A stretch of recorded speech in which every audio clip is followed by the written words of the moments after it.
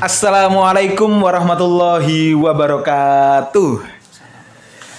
Selamat malam, pagi atau sore ya bagi sedulur Les Bumi yang menyimak menonton video ataupun podcast pada saat ini. Ya, kita ini adalah podcast ketiga dari Les Bumi Kabupaten Blitar. Di sini kita kedatangan tamu istimewa, Mas Iwan Dalang, seorang mahasiswa tapi juga punya passion di dalam dunia perdalangan, dunia perwayangan. Jadi muda-muda ini sudah punya skill dan juga intensi ataupun punya gairah dalam menghidupkan tradisi Jawa, khas Jawa, yaitu wayang. Nah, maka alangkah lebih baiknya kita sapa dulu Mas Iwan. Sugeng dalu Mas Iwan. Sugeng dalu ki Mas. Pripun kabare? Pangestune mboten kurang samiji menapa. Oh nggih. Kecaman pripun? Alhamdulillah kula niki enten kopine. Dadi malam hari ini nggih, ini konten diambil pada waktu malam dan juga berada di pinggir jalan, sehingga mungkin ketika nanti di tengah-tengah video sedulur Les Bumi mendengar suara-suara sepeda motor itu agar lebih natural gitu. Maklumi ya. Iya, betul. Jadi gini Mas Iwan. Ya. Mas Iwan menggeluti dunia perdalangan itu sejak kapan dan apa sih yang membuat Mas Iwan itu jatuh cinta pada dunia perdalangan? Jadi dulu gini Mas. Kebetulan itu kan kakek dari mungkin bisa lebih dekat. Mungkin dari kakek dari ayah saya dan ibu saya kan kebetulan suka dengan wayang, tapi bukan dalang malah. Yeah. Tapi juga suka. Ya dulu juga kakek saya yang dari ibu itu kan juga pernah menjadi membuat wayang gitu. Oh. Satu, yang kedua kalau dari dari ayah saya itu dulu ya juga gitu, juga gemar dan mengamati dengan dunia pewayangan itu.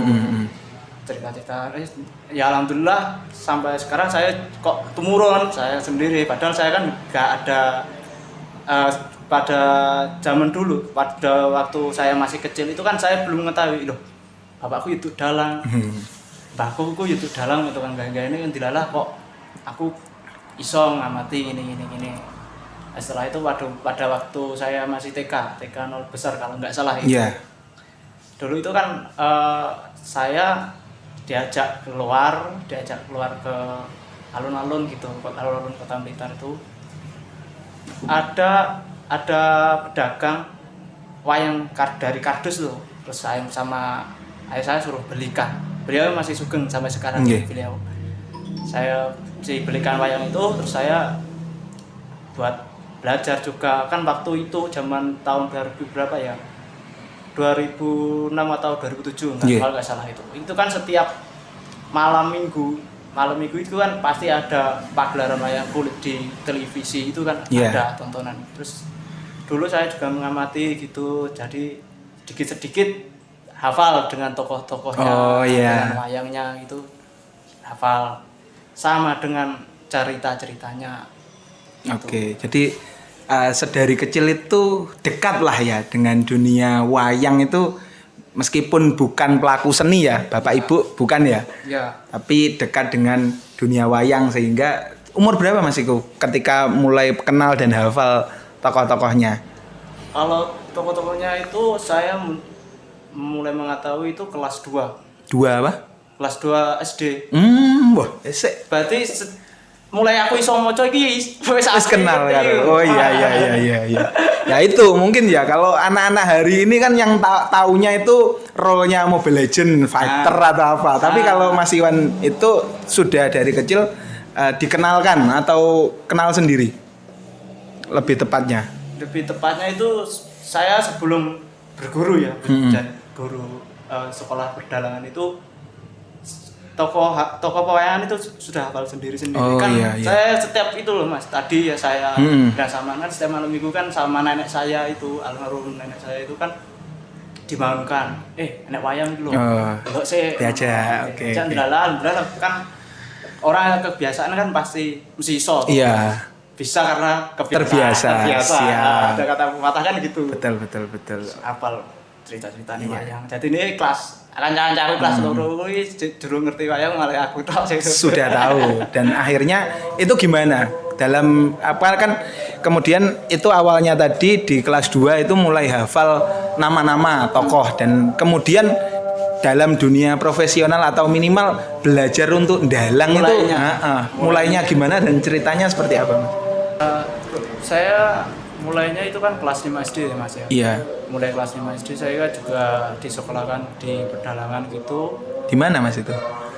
Guru saya banyak Mas. Guru saya banyak. Jadi nggak satu tempat gitu kan ada. Iya, Ya iya. di salah satu masih di wilayah Blitar gitu. Guru saya itu ada Pak Duryanto itu masuk itu, Pak Yarnanto. Terus juga saya juga pernah diwijang sama Pak Ki Wondo Ki Barang itu kan pernah diwijang. Iya iya iya. Diwijang barang itu.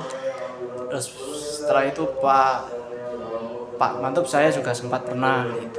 Oke, yang anu itu luar biasa itu. Ya. Yai mantep, Ki mantep ya. Terus Apa ya lagi? gimana? Suka dukanya ketika belajar wayang itu mungkin bisa sedikit lah ceritakan 1-2. Ya kalau kita sudah mengetahui tentang kisah kehidupannya, kisah cerita pewayangan ya, untuk saya sendiri loh, Mas. Itu bagaimana ya?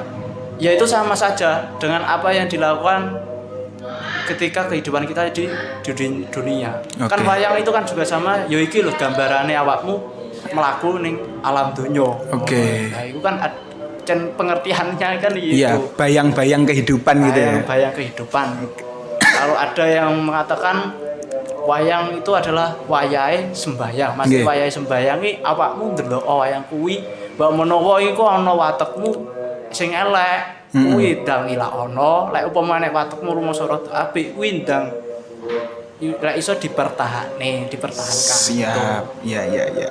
Jadi kita di Les Bumi itu sedulur Les Bumi juga apa ya melihat di dalam kebudayaan, di dalam seni itu juga ada nilai dakwah kan Mas. Ya. Jadi kalau Mas Iwan sendiri ketika mementaskan wayang ada ndak selipan-selipan atau malah itu menjadi inti dari dakwah Islami ataupun nilai-nilai nilai-nilai keislaman, nilai-nilai kebudayaan yang wujudnya itu tasawuf atau apa mungkin Mas Iwan bisa menjelaskan sedikit lah. Ya tentunya itu saya pernah. Itu waktu saya tampil di Serengat kalau nggak salah itu. Iya. Itu pas waktu lakon Banjaran Wisanggeni. Nggih. Itu. Jadi ya saya nggak bagaimana ya waktu saya tampil mengeluarkan dalil-dalil hadis atau ayat suci Al-Qur'an itu nggak setiap saya kali pentas sih nggak tergantung lakonnya sama sisipannya cerita pewayangan gitu aja. Nanti kalau cerita pewayangannya kok ada kesempatan saya mengeluarkan kata-kata mengeluarkan hadis atau Al-Qur'an dalil-dalil itu nanti ya saya catat nanti saya apalkan sama apa itu waktu saya pentas itu. Iya iya iya. Pernah saya Mas waktu itu saya ambil di Serengat sama Pak Winardi itu ya salah satu guru saya itu saya kan di cerita pewayangan itu kan ada Wisanggeni ya. Wisanggeni itu kan di waktu kecilnya itu dibuang ke Kawah Candra di Muka. Kawah Candra di Muka itu adalah nerakanya di wayang itu. Nah, setelah Wisanggeni itu dimasukkan ke Kawah Candra di Muka, ditolong sama Kiai Semar. Sama Kiai Semar disabdo, dipuja-puja. Iya. Minta kepada Tuhan Yang Maha Esa gitu, lek bocah iki lek salah. Iki mau lebur ora apa-apa. Mau lebur mau pangan ora apa-apa. Lek bocah iki bener rane dosa lupute, enggak ada dosa sama sekali. Ki tulung dewasakno. Bahasa Jawa gitu. Alhamdulillah saya bayi Wisanggeni itu jadi dewasa seorang Joko. saat menjadi seorang remaja gitu. Nah, saat itu Wisanggeni itu kan bertanya-tanya, "Saman siapa, Mbah?" Aku Semar. Lho Semar iku opo? Wong lek nakoki aku ya Semar ya aku iki. Ngono kuwi. Terus barono iki takok ya si Wisanggeni kan tanya, "Mbah, ning kene ning di mana sekarang?" Di Kawasan Candra di Muka. Tempatnya orang-orang yang berdosa, tempatnya orang yang bersalah dimasukkan di sini. Gitu. Terus saya kok melihat ada manusia kok mulutnya disogok-sogok terus. Ya, itu kan saya Artinya apa Mas kalau mulutnya disogok-sogok tadi? Tukang rasane aroma itu. Wah, itu netizen Indonesia itu. Siji kalau Iya. Karo ngomongane tonggo. Jadi itu diwujudkan gitu ya, mulutnya disogok-sogok gitu. Oh, ya mulutnya juga apa itu bibirnya. Oh iya. Pedas ya Mas ya. Abot dari wong desa itu. Siap. Yang kedua itu saya jelaskan. Apa ya? Bahasanya titit Ya, gitu ya. Ya, alat kelamin. Alat kelamin gitu lah. Itu kok kenapa kok dipotong-potong? Tanya Wisanggeni pada Ki Semar. Iku wong sing siji seneng karo bojone wong liyane nganti kebablasan. Iya. Keloro kok nglakoni zina. Kok urung rabi wis nglakoni zina. Oke. Nah, iku loro. Jadi apa yang saya sampaikan saya selaraskan dengan ilmu bekal saya ngaji waktu saya pondok itu saya selaraskan gitu. Satu, yang kedua. Yang ketiga ya semacam-macam itu ya siksaan, gambaran siksaan di neraka itu saya jelaskan beberapa gitu. Kan dulu sejak kecil kan kita sudah ditakut-takuti sama orang tua kan. Lah awak mulai gak salat. Dosa dikepui malaikat. Ngono itu. Lah dulu kan sama malaikat gak takut. Takutnya kan pada bapaknya kan gak bawa rotan. Itu. Yang kedua kan ya juga apa itu? Kita juga diajari dan dijelaskan kepada guru kita ya kan waktu kita masih kecil itu kan waktu kita masih TK, SD kan sudah diperlihatkan amalan yang baik dan buruk. Kalau amalan yang baik itu dapat apa, kalau amalan buruk itu dapat apa kan sudah dijelaskan. Iya. Dan kalau di cerita wayang ya juga gitu, digambarkan seperti itu. Gitu. Jadi kalau manusia yang di dalam kehidupannya baik maka nanti setelah mati dapat kebaikan insya Allah surga gitu ya. Oke. Jadi apa namanya kehidupan wayang itu penggambaran dari kehidupan manusia seperti itu. Nggih. Kalau dalam wayang sendiri ada ndak sih Mas kayak apa ya bahasanya aliran-alirannya atau model-modelnya ini wayang Jawa Timuran atau apa banyak gitu. Sekali. Nah, mungkin sedikit lah Mas. Ya kan ceritakan. Ini kan masih populernya antara wayang ya. Yang saya jelaskan yang populer jenis-jenisnya itu kan banyak sekali Mas. Ada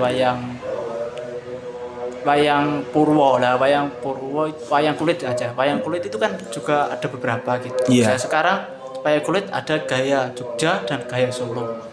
Bedanya gimana itu Mas? Kalau gaya Solo itu bentuknya menurut saya itu agak melebar tapi agak pendek gitu. Wah.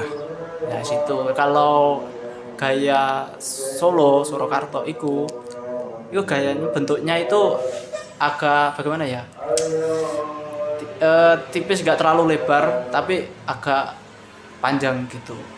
Ada filosofinya enggak itu kalau bentuk kok ada yang tipis, ada yang lebar? Kalau itu belum saya ketahui Mas. Kalau bentuk iya. secara realita pembentukan wayang saya ketahui ya.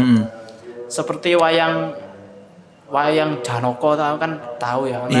Nanti kalau penasaran lihat enggak cuma bawa wayang tadi. Ya, jadi mungkin di episode berikutnya Mas Iwan harus bawa dan nanti dalang pisan. Itu. Kalau yang lainnya mungkin dalang tadi sing resmi Mas. Oke. Dikit lah kayak Mbah Jiwo gitu kan di podcastnya mainnya gitu. Satu lakon apa gitu. Mas, maaf. Oh gitu. Satu itu kan dari Janoko itu kan kenapa dulu Kiai Kanjeng Sunan Kalijogo Raden Said itu kan kenapa kok membentuk wayang bentuknya seperti itu. Nah dari bentukannya pelengkungan itu sama wajah di belakangnya ada pelengkungan itu diambil dari huruf hijaiyah. Oke. Ini dari mim sukun. Sebetulnya mim sukun kan pasti lincip gitu ya. Nah itu kan gerakan Jadi ini yang lengkung. Nah dari lengkung itu kan menggambarkan rambutnya gitu. Kalau di cara baca kan dari pucuknya mim sukun itu dari wajahnya. Nah yang kedua tangannya kan mesti ini loh mas. Ini ngono tak gitu. ya gini. Nah, Sama kakinya itu diambil dari huruf hijaiyah alif dan hamzah yang dari tangannya sini bagian tangan ini telapak tangan sama jari-jarinya itu diambil dari hamzah. Kalau dari tangan mulai dari sini sampai sini itu Alif. diambil dari huruf alif. oh iya. Kalau bawah-bawahnya itu diambil dari huruf hijaiyah ya dan ba. Itu ya itu termasuk. Terus kenapa kok bentuknya seperti itu? Kok matanya satu yang kedua? Karena dulu kan ada hadis atau Al-Qur'an gitu ya. Saya jujur aja belum mengamati juga belum baca. Ada dalil yang mengatakan bahwasanya orang yang membuat patung katanya dosa gitu Oke, kan. iya betul. Ya gitu kan. Oleh karena itu dulu Kanjeng Sunan Kalijaga membentuk matanya satu. Ya, Ya kan. Biar tidak terlalu menyerupai dengan bentuk manusia gitu kan. betul. Iya. Jadi di dalam wayang itu terdapat simbol-simbol ataupun simbol-simbol Islam dan juga dalam ceritanya ada nilai-nilai Islam gitu ya. Nah, juga nilai. Oh ya, nilai dakwahnya seperti itu secara tidak langsung. Kalau pandangannya Mas Iwan ini kan hari ini wayang itu kan mulai mengalami tantangan dan juga banyak dikritik sebagai budaya yang lama mungkin misalnya. Kalau tanggapannya Mas Iwan sebagai dalang milenial ini, dalang anak muda ini gimana? Kiai Mantub Sudarsono pernah mengatakan kepada teman-teman juga saya juga pada waktu itu sebelum beliau meninggal. Kalau menggelarkan suatu pentas pewayangan, ikut tuh harus zamane. Piye carane generasi selanjutnya itu bisa juga tidak cuma mengetahui jenenge wayang tok, tapi juga mengetahui alurnya dan ajaran-ajaran nilai-nilai moral yang ada di dalam pagelaran wayang kulit. Nanti kita buatkan seperti apa paglirannya, itu planningnya, itu bagaimana blockingnya, itu bagaimana gitu. Dulu itu kan seperti kalau dari saya ya. Iya. Kalau dari jejer dulu itu ada wayang jejeran. Jejeran itu kurang lebih itu durasinya 1 jam. Saya ketahui itu. Pendek berarti enggak kayak wayang-wayang. Enggak. Alur cerita wayang kan ada talu, nyongo, nyuro gitu ya. Iya. Itu kalau coba mungkin dijelaskannya. Nah, dikit-dikit lah. Ya kalau biar talu itu kan masuk. Kalau talu itu kan masuknya iringan lagu pembukanya wayang. Iringan lagu gamelan. Yang kedua itu kan nanti masuk ke jejeran. Jejeran itu kan dialog antara raja dan patih dan punggawa-punggawanya gitu, menjelaskan tentang keadaannya itu apa, ya juga tidak lepas dengan alur ceritanya pewayangan itu lakon. Kalau judulnya ngarani kan lakon. Iku kan masuk ke jejer. Kalau dari saya itu yang namanya jejer ya itu mas, itu kurang lebih itu 1 jam. Setelah itu kan ada limbuan, perang gagal, perang gagal, goro-goro, nyuro. Nyuro bareng nyuro, tayungan bar. Kalau yang 1 jam tadi gimana berarti? Apa? Kalau saya 1 jam dialog itu kan cuma saya ambil beberapa menit gitu. Nanti saya akan masukkan ceritanya pewayangannya. Bagaimana caranya itu orang yang menonton saya gitu itu bisa agar betah, gak tertarik, gak ngantuk. Wah, dulu ini sing ngantuk. Nah, itu kita juga nganalisis dan saya juga nggarapi iringan lagu-lagunya walaupun kreasi namanya gak terlalu pakem sama nganunya gak apa-apa. Soalnya gitu. Emang ada masalah tuh mas, yang pakem sama yang kreasi itu gimana? Kalau pakem itu kan sama-sama sih mas. Maksudnya pakem ini kreasine wong biyen. Iya. Lek mau dihitung ke saiki, lah aku nggih pakem dhewe kreasiku ki iso bakale mesti enek sing Makemne. makemne. Iya, betul. Jadi kalau Mas Iwan itu sudah mulai mengkreasikan baik musik atau cerita gitu, gitu. Berarti Ya. prosesnya sudah sampai segitu ya? Ya, yang penting kan niat saya kan satu yaitu bagaimana nguri-nguri budaya, Nggih. kedua bagaimana orang-orang itu kan betah melihat tontonan orang Oke. gitu. Jadi karena sasarannya juga hari ini sudah beda kan dengan cerita masyarakat dulu. Kalau masyarakat dulu mungkin hiburannya ya wayang itu, Ya, hiburan betul. utamanya. Hiburan utama. Kalau hari ini kan mulai ada gadget dan lain sebagainya sehingga butuh sentuhan kreasi musik dan lain sebagainya.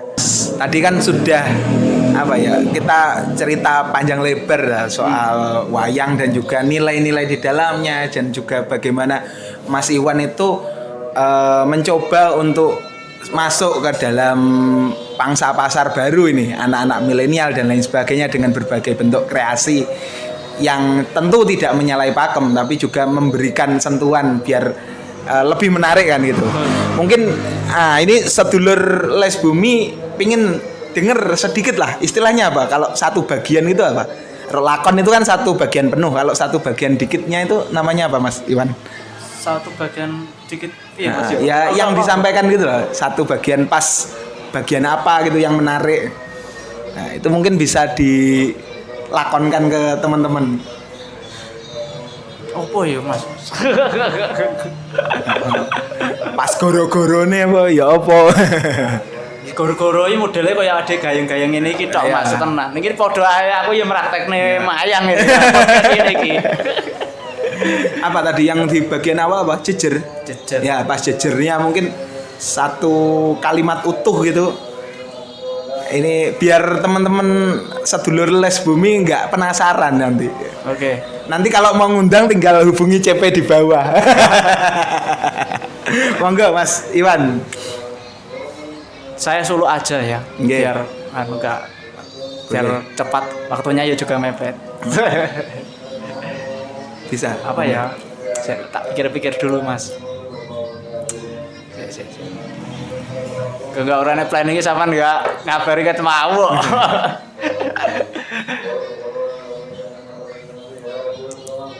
Pendek aja ya. Hinggar sasmitaning hewan mula sri mauning marko. Udah aja cukup ya. Nambah enggak nih sedulur? Nambah lah dikit lagi. Udah Mas juga temere. Ya. Insya Allah setelah nanti kan Insya Allah kan saya setelah bulan Mei mau pentas kan, nanti kan juga bisa kan. Nah ini dipublikasikan. Siap. Jadi Mas Iwan ini merupakan seorang dalang muda dan juga pegiat seni budaya. Di dalam seni wayang tadi disampaikan ada nilai-nilai keislaman yang luar biasa dan juga punya upaya untuk membangkitkan kebudayaan-kebudayaan yang khas Jawa dan juga khas Islam. Jadi ini tadi Mas Iwan dalang muda asal Kanigoro Blitar. Bagi sedulur Les Bumi yang ingin menghubungi di wilayah Sekup Kabupaten Blitar bisa langsung mampir silaturahim ke rumahnya Mas Iwan. Jadi mungkin terakhir ini Mas Iwan, ada pesan-pesan enggak buat anak muda atau buat pegiat seni yang ada di Kabupaten Blitar, terutama sedulur Les Bumi Kabupaten Blitar itu ada enggak? Oh, harus saya ada dong. Iya. Les Bumi itu kan adalah salah satu lembaga Nahdlatul Ulama kan. Kan kita juga di wilayah di Blitar.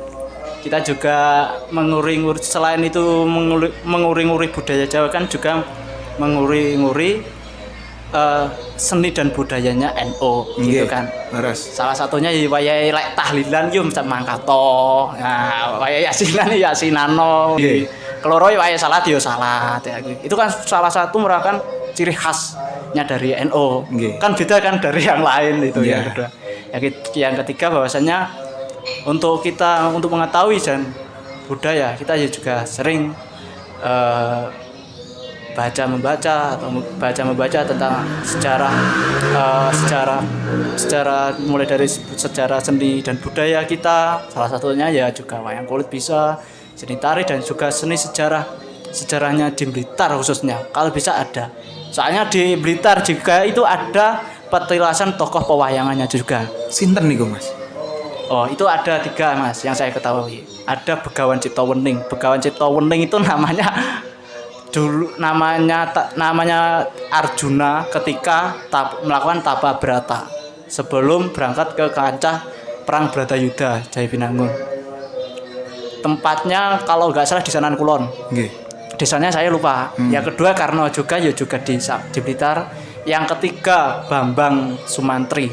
Itu tempatnya di alas arah Peh Pulo pokoknya. Iku alas yang paling kalah sing wingit. Wah, Gung Wilanglung. Nggih. Pertama itu juga ya sering bagaimana ya sering sharing lah sini minta omongnya ya. Lah sampean koyo aktivis ini kayak. Biar tambah tahu biar pengetahuannya kan semakin meluas gitu juga. Siap. Syukur-syukur gelem belajar. Siap. Itu tadi pesennya Mas Iwan Dalang asal Kanigoro. Jangan lupa sedulur Les Bumi Kabupaten Blitar untuk like, komen dan subscribe akun follow IG YouTube saya. IG-nya apa Mas?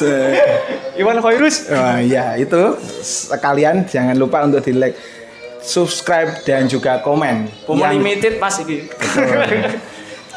Akhirul kalam, wallahu muwaffiq ila aqwamit thoriq. Assalamualaikum warahmatullahi wabarakatuh. Terima kasih Mas Iwan.